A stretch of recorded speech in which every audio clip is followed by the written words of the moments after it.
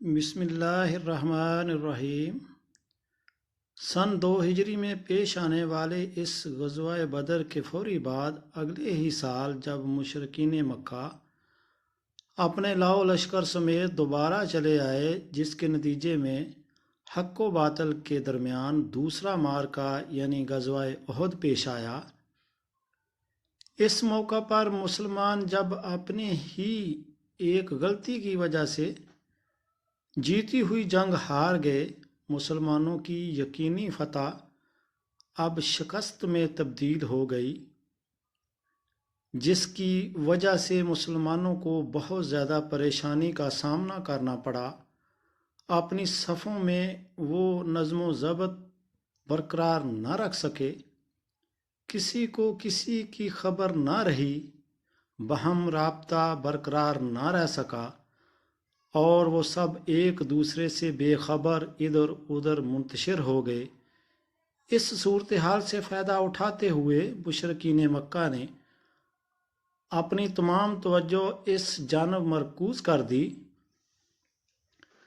جہاں رسول اللہ صلی اللہ علیہ وآلہ وسلم موجود تھے۔ اس نازک ترین موقع پر چند مٹھی بھر جانسار جو آپ کے گرد دیوانہ وار تیروں اور نیزوں کی بچھاڑ کو اپنے ہاتھوں اور سینوں پر روکتے ہوئے آپ کی حفاظت کا فریضہ انجام دے رہے تھے۔ انہی جانساروں میں حضرت ابو عبیدہ بھی شامل تھے، اور پھر اس جنگ کے اختتام پر کیفیت یہ تھی کہ رسول اللہ صلی اللہ علیہ وآلہ وسلم کی جبین اقدس پر گہرا زخم آیا تھا، جس سے خون بہہ رہا تھا، چند دندان مبارک شہید ہو گئے تھے۔ رخ انور پر کسی بدبخت مشرک کی تلوار کی ایسی زوردار ضرب لگی تھی کہ جس کی وجہ سے ذرہ کی چند کڑیاں آپ کے رخسار مبارک میں پیوست ہو گئی تھیں اور کافی اندر گہرائی تک چلی گئی تھی۔ تب حضرت ابو بکر صدیق رضی اللہ تعالیٰ عنہ نے ذرہ کی یہ کڑیاں آپ کے رخسار مبارک سے نکالنے کی بہت کوشش کی، لیکن کامیابی نہ ہو سکی۔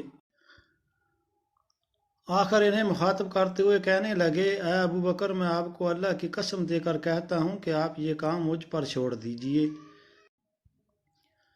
چنانچہ اب حضرت ابو عبیدہ اسی کوشش میں مشغول ہو گئے، لیکن کوئی کامیابی نہ ہو سکی۔ تب آخر انہوں نے ان کڑیوں کو اپنے دانتوں سے جکڑ کر پوری قوت سے کھینچا، جس کے نتیجے میں وہ کڑیاں تو رسول اللہ صلی اللہ علیہ وآلہ وسلم کے رخسار مبارک سے باہر آ گئیں، البتہ ساتھ ہی ابو عبیدہ رضی اللہ تعالی عنہ کے سامنے کے دونوں دانت بھی ٹوٹ کر باہر آ گئے۔ یوں حضرت ابو عبیدہ ہمیشہ ہی رسول اللہ صلی اللہ علیہ وآلہ وسلم کی خدمت و پاسبانی کا مقدس ترین فریضہ دل و جان سے سر انجام دیتے رہے۔ جزاک اللہ۔ ناظرین، چینل کو لازمی سبسکرائب کر دیں۔